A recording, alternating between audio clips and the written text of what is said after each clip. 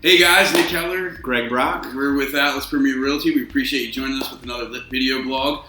Today I actually wanted to talk to you about a conversation I had with one of our new agents, brand new to the industry, but is doing that. I had a conversation with her the other day, and shout out Lisa.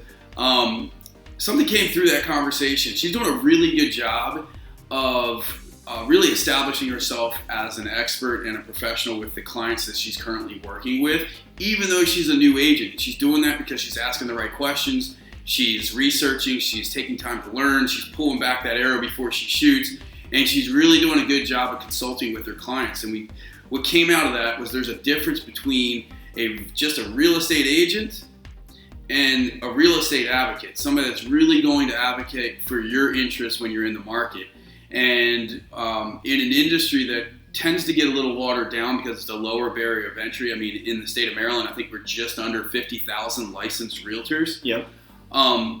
It's easy to see that there's not everybody's going to carry that same level of expertise and professionalism. And in a competitive marketplace where it's highly volatile right now, it's really, really important that you do know what the characteristics of a true real estate advocate are, so that you are getting through these turbulent waters to meet your goals. Yep. So let's start with the shorter list here. What is a real estate agent? A real estate agent just has a real estate license. And there's a lot of them out there. As we said, almost 50,000 real estate agents in the state of Maryland. That's it. They have a real estate license. They'll get you in the door. They'll put your house online. But technology's kind of bridged the gap. They're probably very reactive. And so they're not doing a whole lot for you. Real estate advocate, so a little more encompassing. So I think first and foremost, the most important thing is they communicate well. And then there's a couple other facets within that I think are important to point out. Yeah, so first is timely communication. Yep.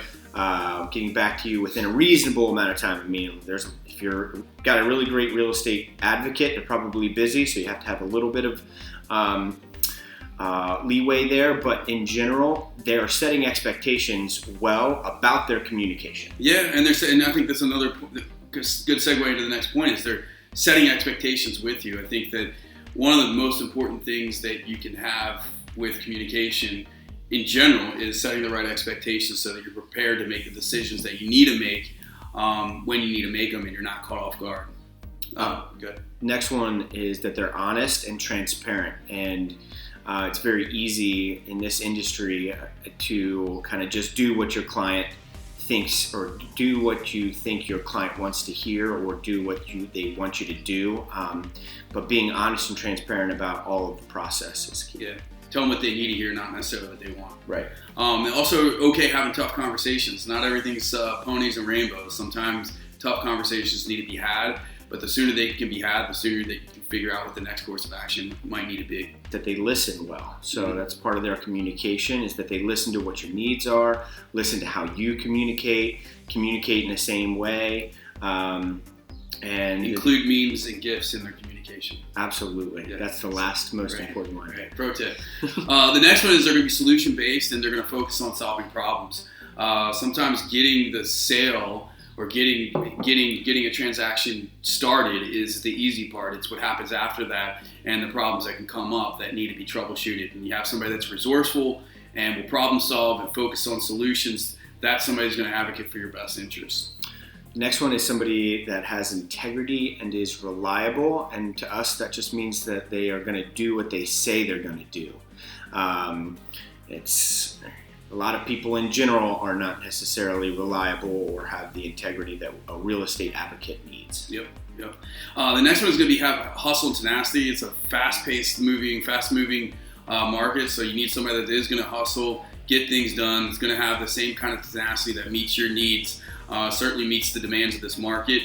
And they also grasp the need for your tempo. So not everybody's on the same timeline. So the tempo of the real estate relationship needs to be a little different. So they're able to move and understand what that tempo is and move within it.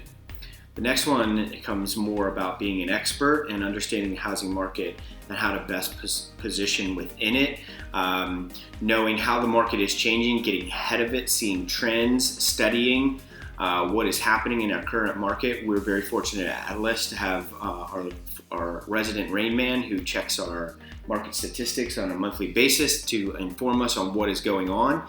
A lot of real estate agents don't have a nick in their corner, so that's important. Next one is networks and connected. So again, the internet bridges a lot of this gap, but this is still a very relationship-driven industry. So you need somebody that a true real estate advocate is going to be able to network and be connected within their communities to help you with the resources you need to get done what you need to get done. I just want a quick quip here. It's really important that your real estate agent has some relationships with the other big players in the market. Totally. Can totally change the outcome of how your real estate transaction will go if they know each other, the real estate agents. Absolutely. Good point. Next one is going to be perceptive and anticipates. So the real estate market can take some turns. A transaction can take some quick turns, good or bad. So somebody that's going to be able to anticipate how things are going and be very perceptive in that manner and help you with changing course and pivoting as necessary. Next one comes back to integrity, but their priorities are right and they put your needs in front of their wants. It's very easy for a real estate agent to see the bottom dollar of their commission at the end of this transaction, and they want to just push through and get that check. And this is coming back to our relationship-based theory. Sometimes you got to put that check aside and think about what's best for the client, because in the long run, we're building lifelong relationships. Yep.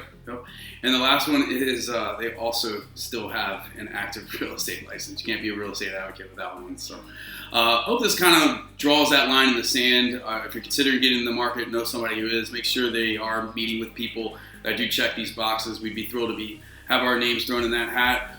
If you'd like to see a topic covered in the future, please let us know. Appreciate your support. Thanks for joining us. Thanks a lot.